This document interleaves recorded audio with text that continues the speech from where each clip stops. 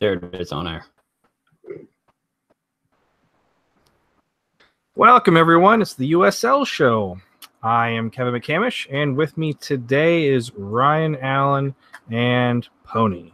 Evan can't be with us. Our thoughts are out to him. Hopefully his mom is okay. I think he's there's something going on there, but she'll be all right. And then Phil, Phil's camping in Estonia, potentially. Somewhere, maybe Estonia, maybe in the States. Who knows? So USL Show is sponsored by Roughneck Scarves, official scarf supplier of MLS, USL, and US Soccer. Get custom scarves for your group or team at roughneckscarves.com. And if you visit us at theUSLshow.com, click on our banner, Soccer Loco banner. You can get all kinds of free good stuff there. And if you click on it and go through there, buy something, we get a little tiny bit of that. Helps out the show. We really appreciate that. And thank you, DK, for the sponsor there. And then, of course, we are also part of the Beautiful Game Network. Very proud to be part of that. Find us on bgn.fm with many, many other amazing podcast shows. We'll get right into it. News. We'll start with the news, assuming that Google Docs decides to play nice. News around the league. Hartford Soccer Group announced team on Wednesday. Looks like they'll be starting to play in 2019. So yeah, they'll be going to Dillon Stadium, which I think I also read around with their rumors that they'd be having a bit more renovations and additions to the stadium to help prepare them for 2019. That's good. So, and they're going to be joining USL D2. Yes, it seems like they'll be in D2. They'll be joining the league alongside Birmingham, El Paso, Memphis, New Mexico, and I think the Austin Club is still going along as planned, and unless Precourt decides to do something else. Whatever he wants to do, I suppose. He has money, and money talks. So Hartford's a great addition to the league. It seemed like after Rochester left, it seemed weird that the only team in the New England area was the Baby Bulls in New Jersey. It just seems like they needed another team up in that market or in that region of the nation. Oh, and that town's a good spot for soccer too, just in general. So with 5, 6, 7 new teams, how many games do you think is the season next season might expand to? Because so far, I believe we've added 2 games every season since 2015. I could be wrong. I think it was like 28, maybe then 28 again, then 30, 32, and now we're at 34. I mean, they keep adding teams. We'll keep adding games. Although I'm sure I'd be shocked if we don't go to 3 conferences in 2019. Because with this many teams, or clubs, we have to go 3 conferences now. Right, and I think 3 conferences could help cut down on the games because right now you're still have to play 2 games against everyone in your conference, and if your conference shrinks from 20, getting close to 20 teams to going down to maybe 10, 15 team range, it allows you to cut down on how many games you're going to play on the season. You might actually see a decrease in games, even though I doubt it, but 30 to 36 seems about the right range for next season. I'd imagine they wouldn't want to go any more than what MLS is currently doing, which MLS currently do a 34-team or a 34-match season. So if they want to stay in line, it'd get them a team with 34 matches. Given the current playoff setup, that'd be 4+ in the playoffs. And then you'd also have Open Cup runs, which will range anywhere from 1 to pretty much all the way to the final of 4 or 5 matches. Yeah. Yeah. Well, I'm interested when they do 3 conferences, how the playoffs are going to start looking, because there's a lot of options there. I've gone over it in my head. I can't think of a good way to do it. I know there's one league in Scotland called the East of Scotland League who just now reformed to a 3-conference setup, and I can't recall what was. I think what they did was they did the 3 conference champions do like a 3-team double round robin, and the winner of that would be considered their league winner. But I can't see that flying here. It's an odd setup, and I can't see them doing something. Baseball would be the only thing that's most similar to that setup. Yeah, I wonder, because the only reason why we mentioned 3 conferences is because the leagues mentioned that in the past. But And I don't know if they would go 4 conferences, because you could make playoffs a lot easier if you do 4. Obviously, 2 finalists is divisible within 4. But I don't know how you would split up 4, because you basically have West Coast, and then you'd be divvying up like the Central, and then the East Coast, maybe North and South. If there's enough teams. I don't think there's enough teams in the South. I don't know how you do it, but that's the only way. If you're doing it specifically for playoffs, which I don't necessarily think you should, I think you should probably, like, ideally, I would like to have 3 conferences. I mean, almost like a closed conference system where you're just playing the teams in your conference, especially if we're going to have 10. Well, let's see, 30. We already have 33 teams, right? So it's already 11 each. Add, say, 6 more. You're already looking at 13 teams in your conference. So that would be what, 24 games if you do home and away. So you could add 6 more to that. Maybe do a couple interconferences, some special games, and then the playoffs. I don't envy whoever has to figure that out. Yeah, if you're doing 3, maybe top 4 each conference, and next best 4 overall points wise, something like that. Yeah, I think how it would shake out depending on what teams move to what level. Currently, we are USL sitting at 33 teams with the addition of 6 next year, and then the supposed subtraction of Toronto FC to Cincinnati, and then Nashville eventually down the line. That would leave us at around 36, 37 sides. If you take 36, for instance, if you did that divided up among 3, that'd be 12 teams per conference. If you did a double round robin there, that'd get you 22 games, and then you'd have to fill out the rest with intra-conference play. Which that would work out better if you did, home and away, so 22 games, add 10 intra-conference or, across nation games, kind of like the RSL Tampa Bay special one. Then you're looking at 32 games, and that works out. I hope they wouldn't do the rival, only because, like, as far as playing conference people, I like the idea of going like 2 games, 1 home, 1 away, call it good. The other 10 games, mix it up with teams you don't play often. That would, I feel that would make it, I don't know, not more balanced, but it feels to me like it could be as balanced as you could get in a 3 conference system like that. Because obviously the teams are going to put more emphasis playing their conference opponents, and you're only playing them twice, once at home, once away, and then every team has the opportunity to play other teams that don't normally play for potentially 30 extra points. And there's 32 games in a season. That's plenty. I think that would work out if they did something like that, as far as the conferences go and making up the games. I mean, for MLS with their 34, they do the basic 17 home, 17 road. You play everyone in your conference twice, and then the Western Conference team play an additional inter-conference game with the Eastern Conference teams playing 2, and you face everyone in a non-conference opponent at least once. Yeah, see, I'm glad I don't make schedules. I would probably just F it up. Every sports league in the world just needs to have an even number of teams. I know. I agree.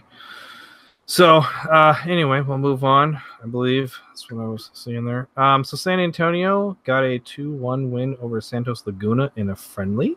So congratulations to San Antonio and their fans. It's a cool match. I didn't see that friendly. Did either of you guys watch it at all? Nope, none of us cared enough on it. Let's say it might not have been broadcast even, so. Oh, that's also a possibility. So I guess the news is that they won, and congratulations, and we'll move on. Yeah, that's good news for them. It's a good friendly win. Looks like we've got some stadium news here. Energy FC is planning for a stadium in North Oklahoma City. Capacity between 5,000 and 10,000. Looks like they're currently averaging 3,915 people right now through 11 home matches. They'll have stands on all 4 sides of the stadium with a stage at one end of the stadium, kind of like FC Dallas's.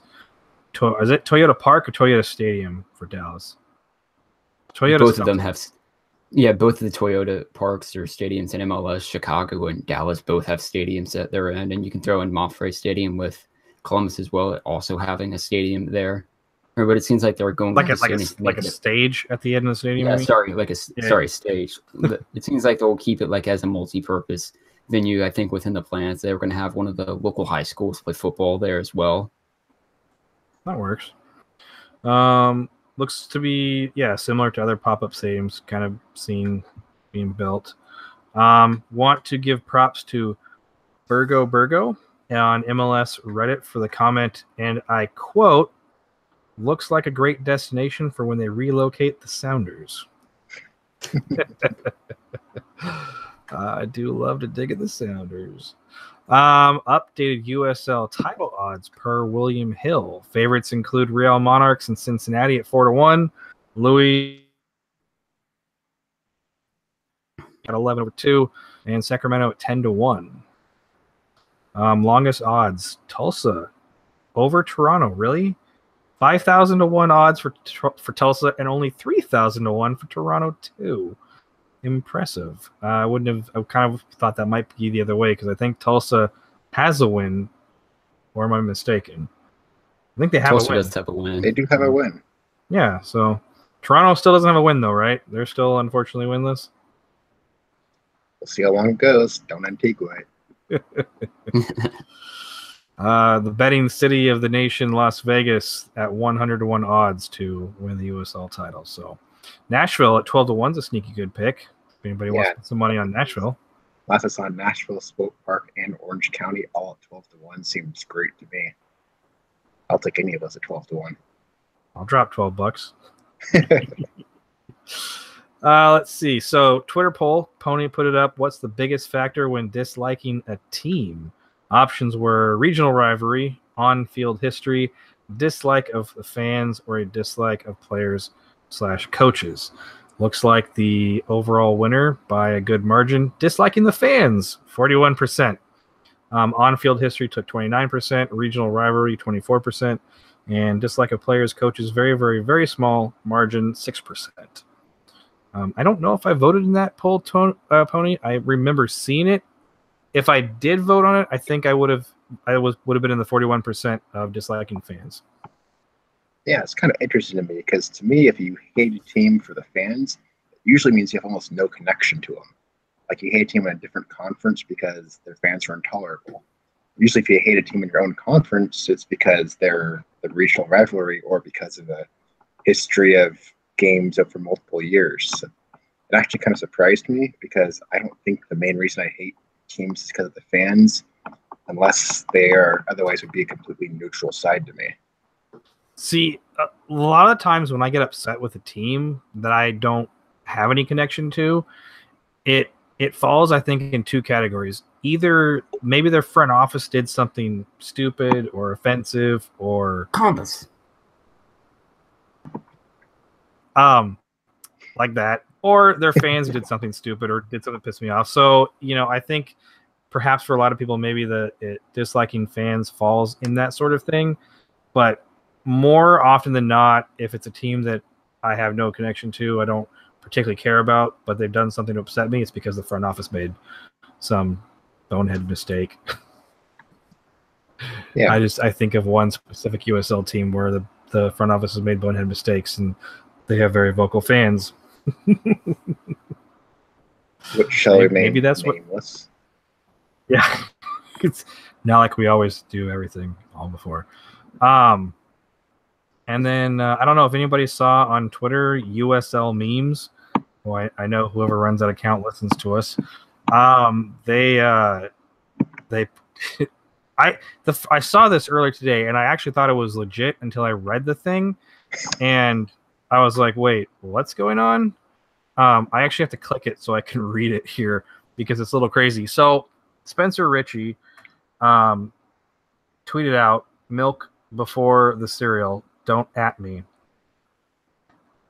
Which you're insane. So stop playing soccer, Spencer Ritchie. The USL memes account said, "Breaking news: the USL, in conjunction with US Soccer, is seeking a lifetime ban from the sport for Spencer Ritchie, One league official said, "Such ideas have no place in today's game. We look to rid our sport of such offensive thoughts and speech." Every single listener needs to go at Spencer Ritchie. Yes. That he is wrong. He's on Twitter at Spencer Ritchie 18. SpencerRichey18. So yeah, he likes to put in milk before the cereal. I don't know what planet he's from, and I don't even know how that works. Cereal before milk. The only time you pour cereal into milk is when you're getting a second bowl of cereal. Exactly. I'm lactose intolerant, so it really doesn't matter for me.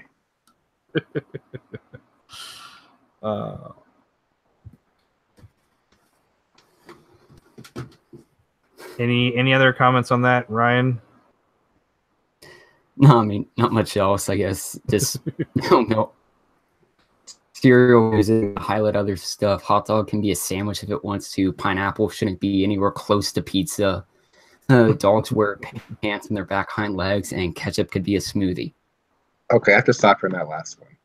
Because a smoothie needs to be cold and have like some sort of dairy in it to be a smoothie. Ketchup is neither. Ketchup in the fridge. Okay.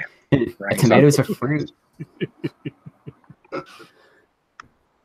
Onto the soccer, though. I know it's crazy. We'll get back on topic soccer stuff. So let's go over some results from the last week 17, right? Am I on the right one? Correct. Yes. I've missed a couple episodes. I have kids. It's summertime. International break for the World Cup. That, even though I haven't watched any World Cup minutes yet, because I don't have TV or money to pay for internet to watch. Well, I mean, I have internet, but I don't have like an account, to go and watch stuff. Anyway, busy summer. So I'm glad to be back. Anywho, week 17 results. Right off the bat, Orange County going away to Colorado Springs, winning 1-0 through a Mitchell Seton goal in the second minute. Jordan Burt missed a potentially game-tying PK at the 80th minute for Colorado Springs. Orange County led in possession. Shots were in favor for Colorado Springs. OC had obviously led in clearances if they got more shots at them. But they got all 3 points. So they continue to do well. Did you guys any comments on that one? Yeah, just two teams that I think we all were surprised that we're doing as good as they are. Orange County seems to be taking the inside track and threatening for a better spot, but neither team need to sleep on. Both can make some noise in the West as the season progresses. And it's always impressive to see a team win up in Colorado Springs. It's just only the third time this year that the Switchbacks have lost at home. Previous losses occurred to Swole Park Rangers and the Portland Timbers too earlier in the season. But even at like a mile above, it's just impressive just for the fortress that the Switchbacks have built there to see any team go in there and walk out with 3 points. Indeed. Also along those lines, like you guys mentioned, like kind of surprised that they're playing as well as they have. I think at the beginning of the season, preseason, I think we were both not high, but I think we had both these teams kind of upper mid table. I know Colorado Springs didn't start off too well, but looks like they are getting back into the swing of things. Orange County started off hot, slowed down a little bit, but looks like they're getting back in there. So if I remember right, either Ryan or Pony, I think it was one of you guys, said towards the very beginning of the season, if it wasn't preseason, that the MLS2 sides have a tendency to start much better at the beginning of the season and then trail off midway through the end of the season. And there's been a couple teams, 2 sides, I've seen that happen. So neither of these sides are, so obviously they're doing well. For reference, in our first aggregate power rankings at the start of the season, Colorado Springs was ranked 9th in our Western Conference ranking, and Orange County was ranked 10th. Currently, at the moment, Colorado Springs is 8th, and Orange County is outperforming that prediction at 5th. Okay. So I was right. They were right there in the middle. I was thinking low playoff spot, so I was a little bit off. But yeah. So next game, Reno 1868. Hosting Real Monarchs SLC and winning 3-0. That's a little bit surprising over the best team in the West. Reno goals from Luis Fernandez in the 32nd minute. Brian Brown with a brace, scoring in the 57th and 68th minute. Of course, Brian Brown also missed a PK in the 79th that could have given him a hat trick. So that's 2 missed PKs in the first 2 games of that week. Interesting. Yeah, this is very reminiscent of both teams last season, where Reno started the season looking like they're going to be awful, and the Monarchs started on an amazing hot streak. And last year, Reno caught fire maybe about a month and a half, 2 months into the season, and the Monarchs kind of walked off the cliff around the halfway mark and turned into the clear runaway favorite to limping to the first place. And it's starting to look like they might do it again this year. I think it's more impressive from Reno because they lost a lot of their top players. They're on a great win streak right now. I'd like to see if they can sustain it as they play more of the top teams, because they have played a lot of good teams, but there's very few teams who have played in that run and go, oh, they're a favorite to actually do something. Mm-hmm. But still, if you could rattle off a double-digit win streak against teams who are even average, more power to you. Yeah, absolutely. And in 3 matches from now, you'll have Reno playing the Real Monarchs on the road on August 8th, which could be a potential 1-2 matchup if current trends highlight that. Currently, Monarchs are in first place of the West at 38 points. Phoenix is in second with 35, and Reno's just in third with 34. Yeah, Reno started off pretty slow, and I'm a little surprised they've climbed up so high, but especially like Pony said, losing some of their good players. Lost 3 of their first 4 matches. Man, 3rd place. And since then have gone 15 unbeaten in league play and 15 of 16 in all matches, with their only loss coming in the Open Cup 1-0 to Sacramento. Impressive. Very impressive. Good. Sounds like good things are happening in Reno this season. So yeah, Real Monarchs better watch out. So up next, now actually wait, before we move on. So Real Monarchs, if they're coming to a skid, quick question. Does anyone think it's related to their coaching issue? No, they did the same thing last year. They were the best team by far halfway through the season, and then they became just a solidly above average team. I think that's going to happen again this year, where worst case, they're going to be the number 2 seed. It's so weird that like the 2 sides seem to do that. Start off hot and then cool off. So right now, I'd still say the Monarchs win the Shield. I think you're right. I'd be shocked if they didn't, because there's just too much talent there, as at like the USL level to just gain all those wins and points and then completely shit the bed. All right, so up next we had Pittsburgh Riverhounds 2-0 over North Carolina. Pittsburgh goals from Cristiano Francois in the 45th, Kevin Kerr in the 71st. Looks like there was a rain delay prior to the match. There's a good pick out there on Twitter if you can find it. Lots of clearances on the night, 33-29. North Carolina having that advantage in the clearances. Very disciplined, though. Pittsburgh led 9/6 in fouls, 3,811 people in attendance. That was a good game. I watched that, and I really enjoyed it. I think was it Hugh Roberts had a really good save there. I'm either that or I'm thinking of a different game. But what did you guys think? Seemed like a standard Pittsburgh Riverhounds win. I mean, 2-0. You have Kevin Kerr scoring at 71, and NC led possession at 59.2% of the time. And yet Pittsburgh were able to make the most of their chances, getting 13 shots in the match with 7 on target. It just seemed like Pittsburgh took care of business, what they need to do on the 4th. Yeah, I mean, Pittsburgh is good. They're arguably the best team in the East. North Carolina is probably not a playoff team. This is exactly what you expect a Lily team to do, is go out and beat someone they should by a score of 1 or 2-0. But more often we would expect it to be 1-0, right? Well, this is also against a team who probably shouldn't be in the playoffs at this point. North Carolina's been having all sorts of issues. That's true. As we'll get to later. Yes. Up Based on next, current ELO ratings, Pittsburgh is the best team in the Eastern Conference at the moment, though just slightly ahead of Cincinnati. they have the most shutouts in the league too, right? I believe so, That yes. is true. Because T2 fell off. They were holding steady with them, I think, for 1 or 2 weeks. We're even ahead of them, and then they fell off. So it would be Pittsburgh, I think, all alone with the most, since they continue to be a very good defensive team and getting multiple goals a game. That'll win you some championships if it does most of the time. Up next, Tampa Bay Rowdies over Toronto FC 2, 3-1. Rowdies goals from Hirstov in the 8th minute, Taylor in the 54th, Joe Cole in the 79th. Toronto got an own goal from Akira Fitzgerald in the 58th minute. So Tampa Bay Rowdies scoring 4 goals in a 3-1 win. Tampa Bay Rowdies led 16-1 in shots, 6-0 in shots on target.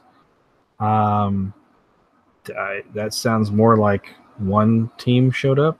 Are we sure that? I mean, I know Toronto's had some bad luck, but good Lord.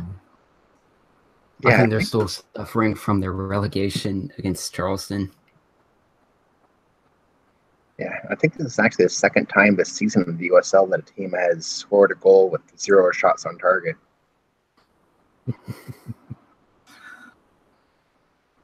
I wouldn't be surprised, actually, with the way this season's gone. I think you're right. I mean, I would have no clue who it was, but it seems like at some point there was somebody that had an own goal or something that helped them. I think it was Los Dos playing someone. I forget who, but it was like an own goal off a corner.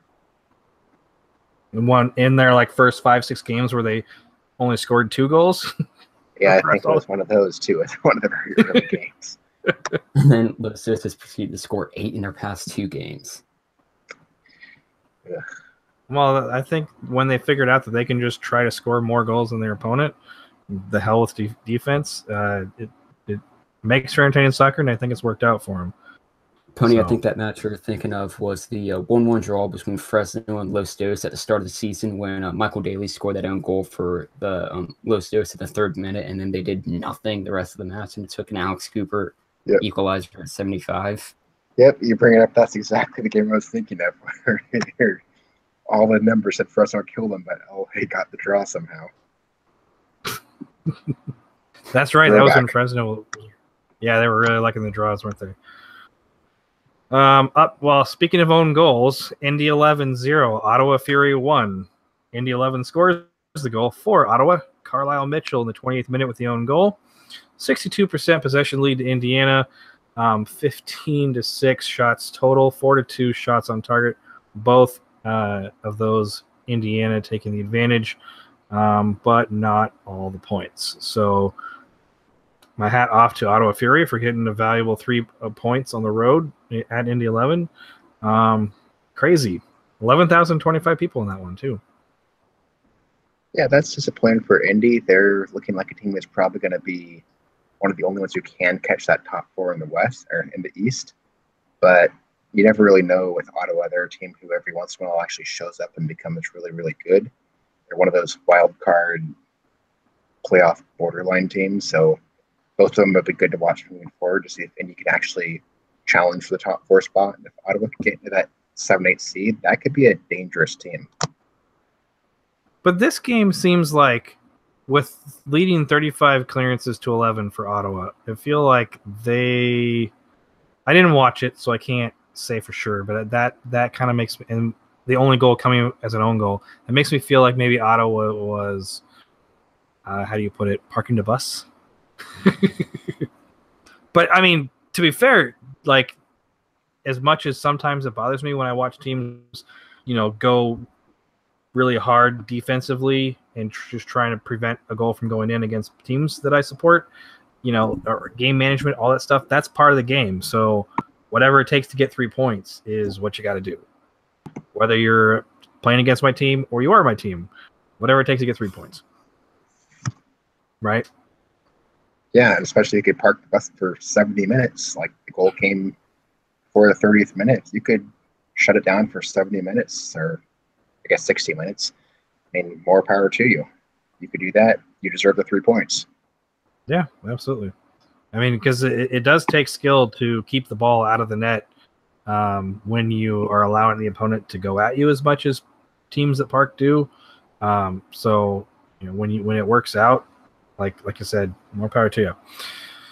And Indy seemed like one of the best sides to be able to park the bus against, since if you look at their past 4 matches that they've played, they scored 2 against Charlotte. They were shut out by Ottawa, and then they've only scored 3 others in the combined against Nashville and Penn. It's just not a high-scoring team with only 22 goals on the year. Yeah, that would make sense. Up next, San Antonio and Oklahoma City Energy splitting the points there. 1-1 draw. San Antonio getting the goal in the 77th minute. Oklahoma City getting it and going up first in the 68th. San Antonio's next 2 matches against Orange County and Real Monarchs.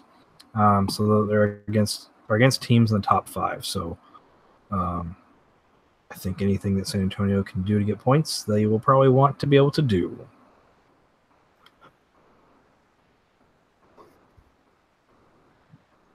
Ryan, Pony, anything on this one? Yeah, I mean, this is basically a game that you expect to be a draw nowadays. I'm trying to find real quick I think it was like their 7th or 8th draw all time, and it's been 3 years. So these teams match up very well, no matter what happens. So it'll be interesting to watch them going forward, see if they can one will actually start beating the other. But regional rivalry, and no one could ever come out on top.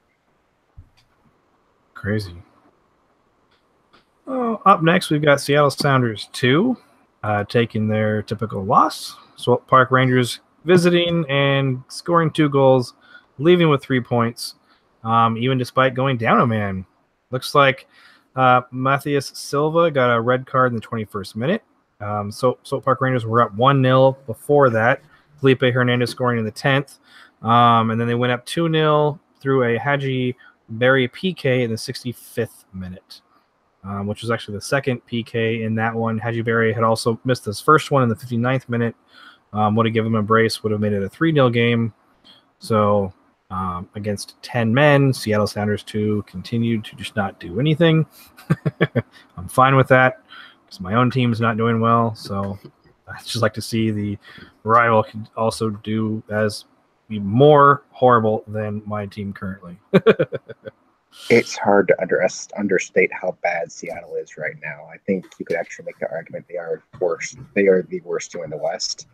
They've looked horrible. I mean, they were down a goal before they went up a man, but they gave up 2 PKs. Granted, only one of them went in, but even playing a good team, you shouldn't go negative goals when you're up a man for 70 minutes.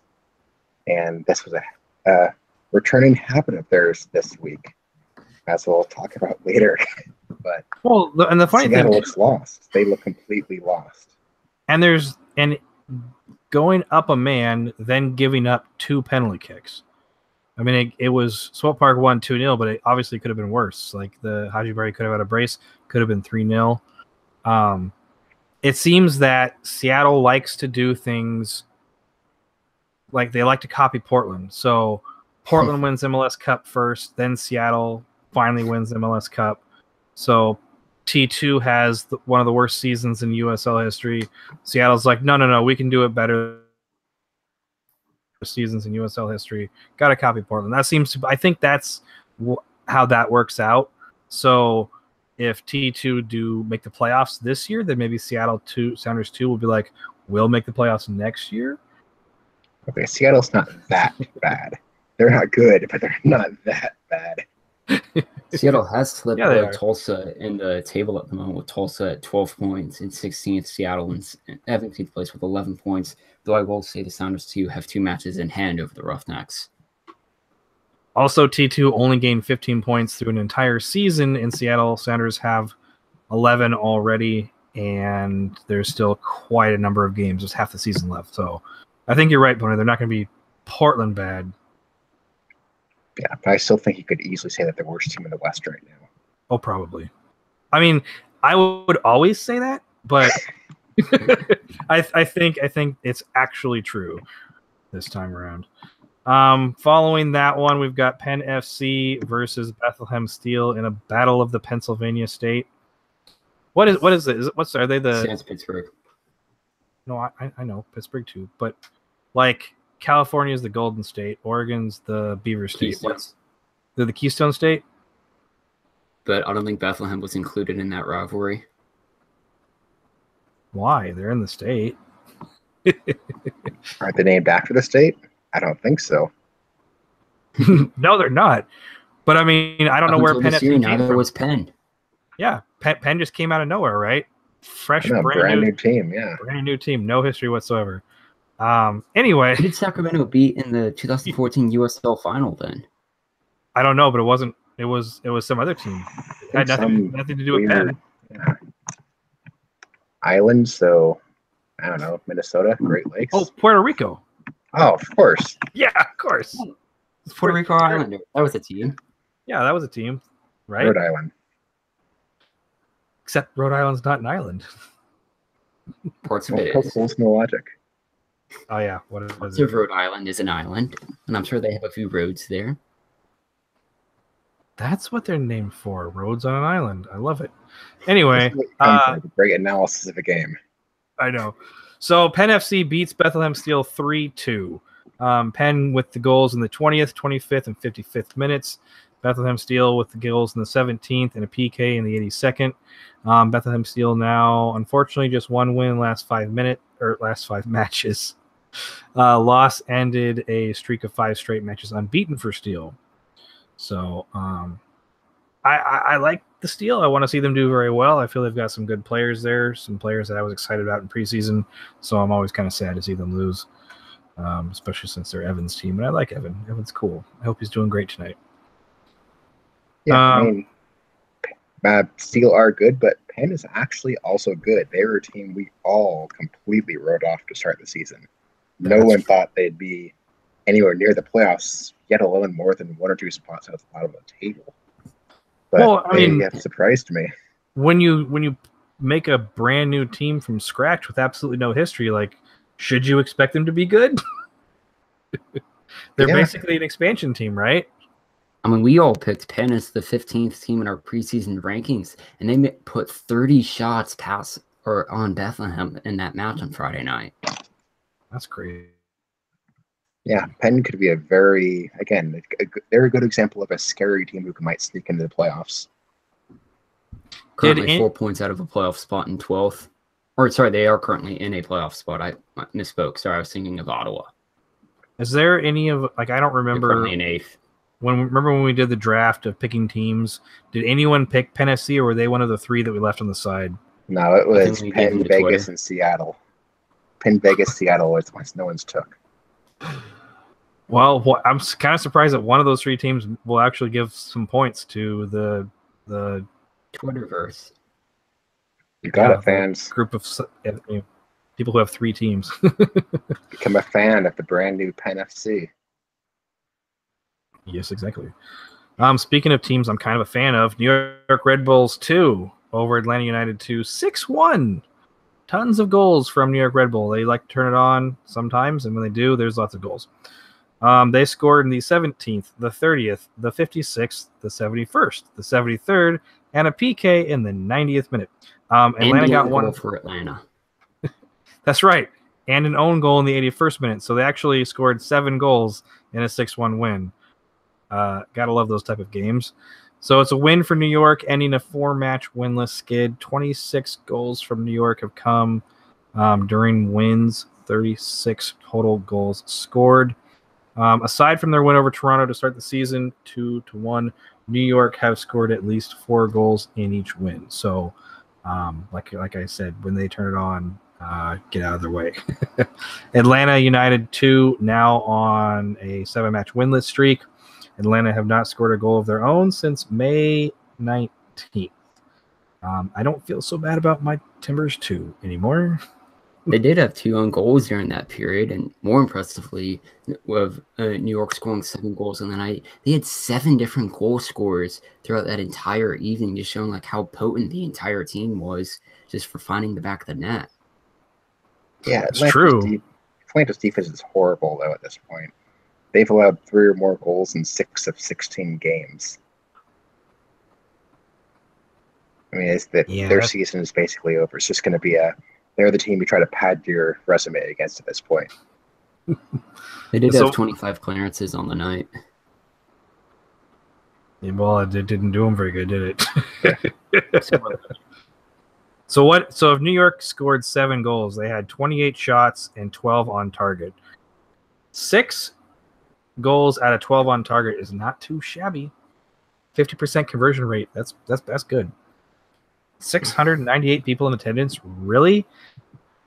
Only 698 people in New York wanted to watch their team beat someone else. New Jersey. New Jersey. That's right. Well, there's a reason. There's a problem. Why? The match we've all been waiting for. North Carolina versus Charleston Battery. 1-1. It was a draw. Charleston went up first through Guerrero in the 63rd minute. North Carolina came back, got the draw in the 81st minute through Daniel Rios. Poor passing from North Carolina to set up the Charleston goal. And we also, I'll let you guys talk about the final minute of the match, as I think both of you are really itching to do that, so I won't steal your thunder. Go for it. Either of you. Yeah, if you have not watched about the last 30 seconds of this match, you are missing one of the greatest spectacles in the history of the USL. There are a few games I'd say you have to watch the last little bit of, but this has to be one of them. It was, I mean, it almost looked like a scripted TV show. It was that comical. It's just, yeah, it's one of those where North Carolina should have scored 4 or 5 times, and through either pure luck, bad play, or spectacular saves, they were unable to. I think one of them came off the post, right? Yep. Yeah. They did have a off-the-line clearance by a defender and off the post. It was a wizarding theme night at Wickman Soccer Park for that one, so I'm going to guess there was a bit of magic involved in that. But I was watching that live, and all I could think of in that entire time was just score. Just you could have scored there. You had 4 chances at goal at that time, and it just seemed so unlikely that they just didn't score on any of them. It's like me playing FIFA 18 online. That's exactly right. Yeah, this got picked up by all the soccer social media sites. I mean, by the time the season is over, this might be in the top 3 most viewed USL plays of the season. Well, I saw it on SportsCenter. Well, if you make SportsCenter, then I think Carolina should be hanging their heads in shame. I remember it was in the last 30 seconds, so we're like 96-30 in 7 minutes of stoppage time. And you're right, you've got like 4 different chances to get all 3 points, and you just can't do it. I'd kill myself if I'd be so disappointed if I was a fan. I'd be like, no. Props for Charleston for not letting in the goal there, though. I say, and also if you listen to the announcer, he's actually laughing by the end of it, and it's the home announcer for North Carolina. So that's a bonus too. I'm gonna go back and watch it and see, because I want to watch it again with some sound. Up next, Indy 11 gets a win this time over Charlotte Independence, going 2-1. Charlotte went up first in the 50th. Indiana gets the from behind win, scoring in the 62nd and the 70th minute. Charlotte had a player sent off with their second yellow card in the 77th minute. So this leaves Indiana with 1 loss in their last 7 matches, which was, of course, the one we just talked about. Charlotte have now gone winless in their last 7 matches, but have scored at least 1 goal in each of those 7 matches in that time. Anything else, guys, in this one? Yeah, Charlotte's in end of the season form right now. Last year they collapsed with about 2 months left in the season. This year they just decided to do it halfway through the season. I mean, maybe they could bounce back this time, but this is a theme for Charlotte. It's going this long run of looking from being a team like, oh, okay, they're a playoff team, to, boy, what's wrong with this side? And they've done that much earlier this year. Hopefully they could bounce back, because they're always a fun team to watch. You just need to watch out for those red cards. They've had a lot recently. Yeah, I mean this one is a yep.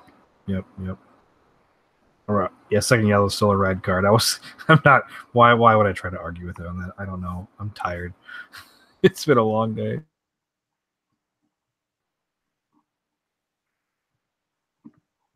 One to two. Louisville going up in the 22nd minute. Tampa Bay Rowdies equalizing in the 71st, and then Louisville getting all 3 points in the 76th minute. 2 years ago, I think you probably would have likened this to Bayern Dortmund kind of type of match for the Eastern Conference. But yeah, not so much with Tampa Bay Rowdies, unfortunately. 2 wins in their last 10 matches, both of those against Toronto FC 2. So, yeah. The once unbeatable at home Rowdies have now lost 2 matches at home this season, unfortunately. So, what do you guys think? Fall from glory a little bit on with this side? Rowdies are currently outside of a playoff spot at the moment, and it just seems so difficult for them to find a way into the playoffs when their last 2 wins in their last 10 matches were both against Toronto, and they can't keep playing Toronto for the rest of the year. I just seem like it's very difficult to find their way into a playoff spot. Yep. Yeah, both these teams are really underperforming for what we thought they were going to be. A lot of us thought Tampa and Louisville, that's their 1 and 2 team in the East. But Louisville's trying to hold on to about that number 4 seed, in Tampa is just going to be happy with the playoff spot at this point. In fact, in our preseason rankings, first ones on March 13th, Evan and Pony both put down Tampa as the number 1 team out in the Eastern Conference at the moment. And in fact, with Phil as well, with Kev, you and I were the only ones to choose Louisville. I think at this point, all wrong. I know, and it's Pittsburgh for the win. Or Nashville. In fact, Evan and Phil and Pony both put Tampa, all put Tampa as the number 1 team in the league at the time. That was 4 months ago. Come on, man. Things happen. Come on. Things happen. I know.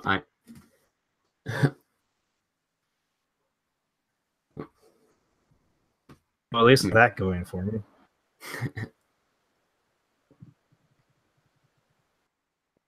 Real quick, RGV drawing Tulsa Roughnecks at home 1-1.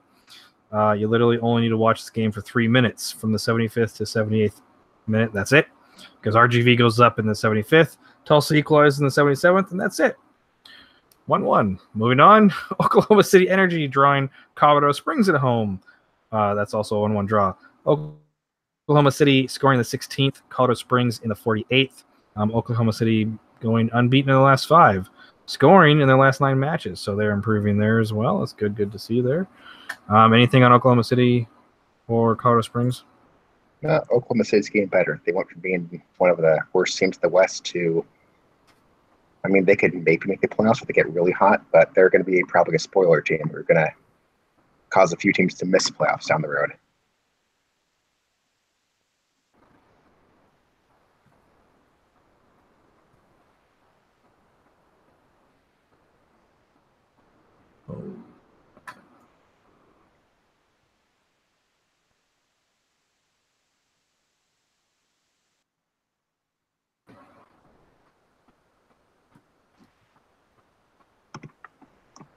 I had my Chrome freeze up on me a little bit. Apologies for that dead air. My computer is not enjoying, like, it doesn't like me right now. I don't know why. Up next, Nashville drawing FC Cincinnati 0-0. Third 0-0 draw for Nashville. First 0-0 result for Cincinnati. But they are also unbeaten in league play through their last 7. Cincinnati, that is. What do you guys think on this one? I believe you had a hot take, Pony? Yeah, I was saying before it started, I think the winner of this one probably could be the favorite to win the East. Of course, it's true, so that kind of went out the window.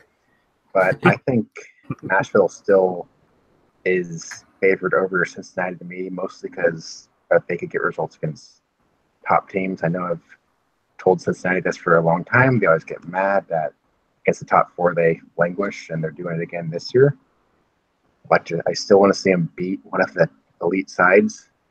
But I think Nashville, this is points lost for Nashville more than was points saved for Cincinnati, maybe. I don't think Cincinnati had even had a shot on target until the final 5 minutes when they finally came to life and looked like they might be able to take all 3 points. But it was an interesting game. Like I said, I think Nashville is the better team, especially in Nashville. But it'll be good to watch down the road. I could easily see this being the final in the East right now. If not, maybe a 2-3 seed type matchup or 1-4, depending on how things break.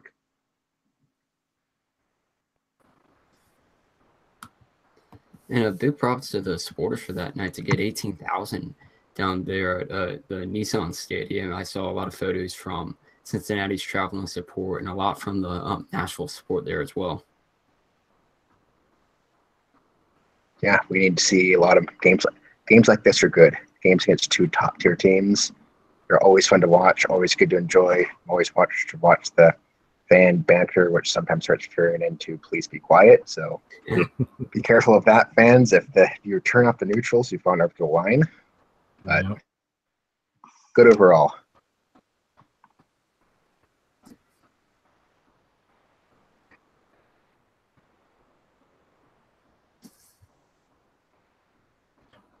All right. Assuming that you guys can still hear me because I continue to have connection issues. Up next, Orange County versus LA2. LA2 gets the win, 3-0. Goals from Zubak, Lopez in the 23rd, and Hernandez in the 52nd.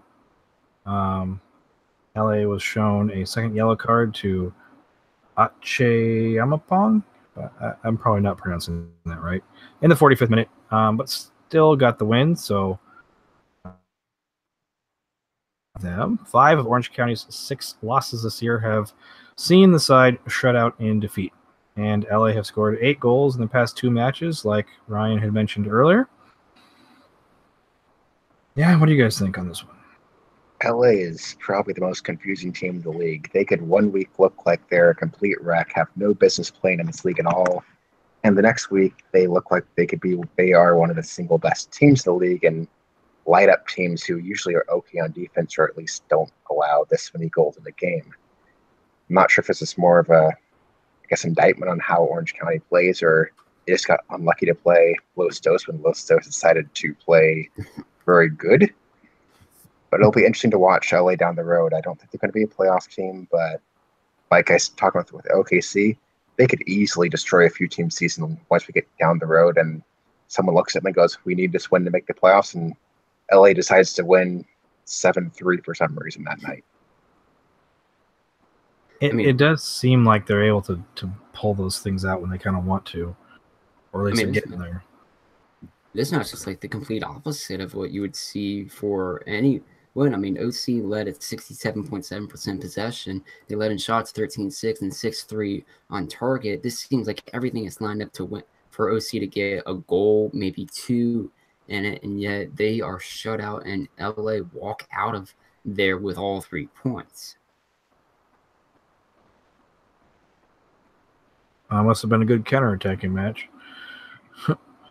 Up next, Sacramento drew at home to Real Monarchs. So Real Monarchs are continuing to struggle for results.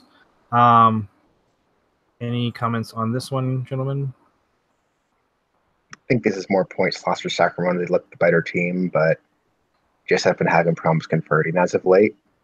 We'll see how this continues on because this team had a lot of problems converting last season, and that really frustrated the fan base. If that continues to happen, that's going to be a problem. But it's one of those where Monarchs got outplayed, they got a point, and that's what we kind of expect for a team who is arguably the best team in the West. And like I said, points lost for Sacramento. Hope it doesn't haunt them too much down the road as they try to hold on to gain a home field game. After this one, we've got Las Vegas beating St. Louis 1-0 at home. Las Vegas getting the goal in the 49th minute. They've now scored in their last 4 matches. St. Louis winless in their last 4 matches. Anything on this one? No, not at all. It was a boring game. I believe it was quite the boring match, which, like Ryan here has a note, it's probably something we never thought Las Vegas would be associated with. They are far from boring. But there were Or at least losses. they try. Yep.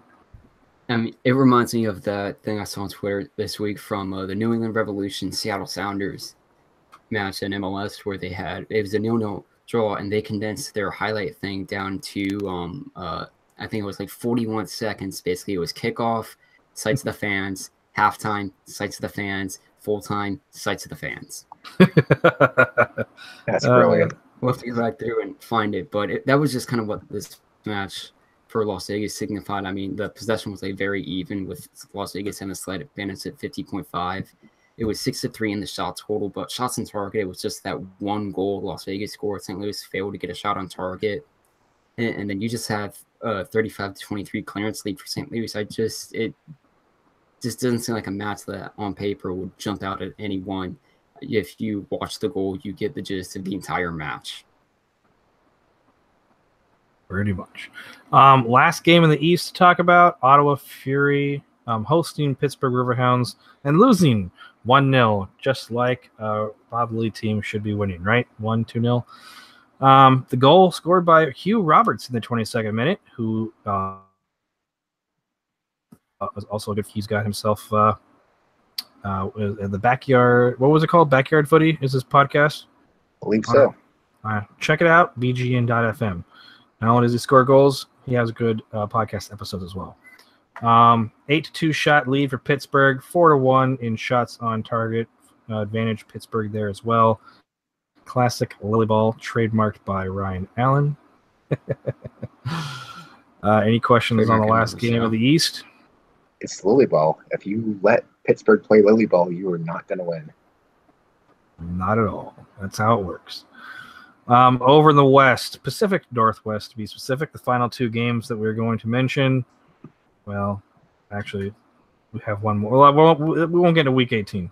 It's been long enough. Two more games. Pacific Northwest. Sounders 2, losing at home to Reno 18-68, 2-1. Seattle scored a goal. Good for them. Reno came back in the 59th minute through a PK and scoring the game winner in the 70th.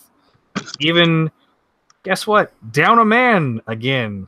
Reno goes down a man again. Well, I mean, not them again, but faced a team with a goal and still lost. So that just sucks. Seattle's bad. Yes. It's as simple as that at this point, I think. Seattle, I think, is the team you circle in the West for 3 points. I mean, this is more an indictment of how bad Seattle's played. I can't recall how many times this season, but if you go up a man in the match and you already had a goal scored at that point, that almost seems like you should be able to take advantage of that. But no, they managed to fall behind and just there's no way to recover from it in the match. Yeah, it would seem. I mean, and their next two fixtures aren't going to be any better for Seattle, as they have to go on the road to play at Real Monarchs and at Phoenix. Well, both of those teams are circling 3 points, easy 3 points right there. D3 is calling. The other Pacific Northwest team, Portland Timbers 2, not doing a whole lot better right now. They lost to Fresno 4-2.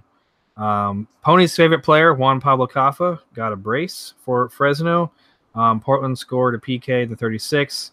Marvin Loria brought it up a second goal in the 79th minute, but Fresno were pretty much runaway winners at that point. That is 4 straight losses for Portland. Just one win in the last 6 matches, so they are definitely coming back down to earth.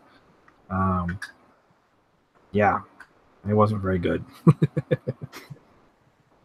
I got nothing to say about the game other than it's just seems to be what's going on right now. I was curious, though. I saw they were playing at Merlo Field for University of Portland. Is that going to be the current setup for the rest of the season, or are they going to split time between that and Providence? They've been splitting time. A lot of it, I think, has to do with the construction at Providence Park. I think this was their second or third game of the season at Merlot, so they'll have more of their home games there at the end of the season because they're going to have 8 total at Merlot and 9 total at Providence Park. So they've done, I think, most of the Providence Park stuff, and then they'll start doing more at Merlot Field. I always like it a lot better when they're at Merlot Field. It's a lot easier for me to get to, although I wasn't able to make yesterday's game because I was in a different state. But most of the time, it's really easy for me to get to Merlot. I like going there a lot more than I like going to Providence Park for the T2 games specifically. I love going to Providence Park for Timbers and Thorns. Yeah, Fresno's that one team where Fresno seems that team where they're just one piece away from being very dangerous. Out of their last 10 games, they have 4 0-1 losses right now. So they're just so close to being a team who actually could live up to a bunch of preseason hype. Do you think that this match, this 4-2 win over Portland, is the step in the right direction then? Getting there? What are they missing? I think just consistent scoring. I mean, that's been their, like I said, they have those 4 losses, 1-0, all against pretty good teams. That was 2 to the Monarchs, 1 to Sacramento, and 1 to Colorado Springs. They're just that one piece away from being able to take points from the top teams. They're still pretty good in my book. Yeah. Well, I mean, Fresno had 6 shots on target and converted 4 of them. They did very well on their conversion rate at Merlot Field last night. Yeah, yesterday. But anyway, that would be it for Week 17. Real quick, Week 18 results just happened. Penn FC losing to Richmond Kickers 1-2. And that will end on that. We can probably discuss more of that on the next show. Anything else from you guys before we sign off? Everybody enjoy the World Cup final on Sunday. I still predicted France at the start of the tournament to win it all. That's still alive, although I'm hoping it'd be an England-Belgium final so I can have 8 Spurs players in the final. That's what the world needs.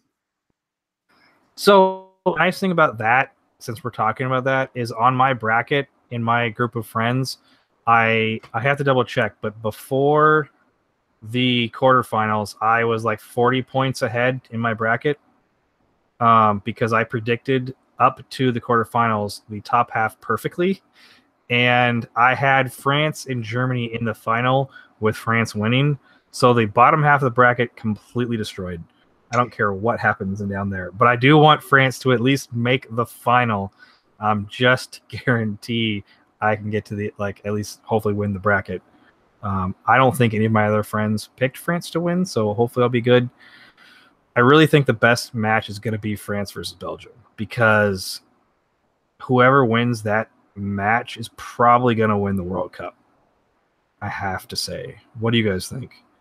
I agree with that. I'm just kind of pulling for Croatia because I had them in my work. We did a draft of all the teams, kind of a snake draft type one, and I got Croatia in the second round. And as long as it's not England winning the World Cup, I'm guaranteed top 3, so I get money back.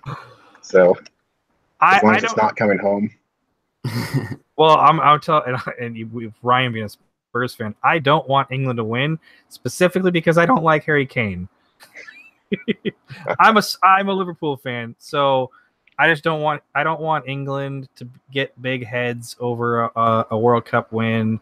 I don't know. I feel like their fans and the players will get a little annoying if they win.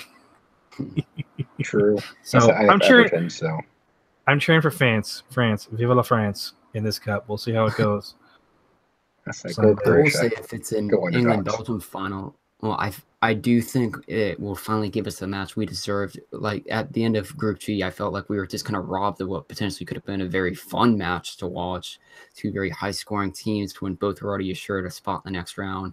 Belgium obviously won that one 1-0, but like you saw, neither one of the team really played a bunch of their starters. If you put them in the final, that makes it those high stakes. I mean, you have Courtois side Jordan Pickford. It'd be as close to a Premier League All-Star game as we could possibly get. That's true. We're just waiting for England. We're going to do it at some point in time. I mean, honestly, if England, they won a penalty shootout, so hell has pretty much frozen over, right? More or less. I will say if either Belgium or Croatia do win the World Cup, sorry, I'm currently looking at my wall map of the results. They will be one of the few sides, I think, to have done so without losing a single match during the World Cup. I think you're right. And on that bombshell, we will end it. Again, you can catch us at theUSLshow.com. I am Kevin at KMcCamishPDX. Ryan is at ILM_Ryan. Did I get that one right? Excellent. Correct. And then I could never forget Pony at Iron Pony Chef, the best Twitter Got it. handle, I think, in the entire world. Everybody have a great week.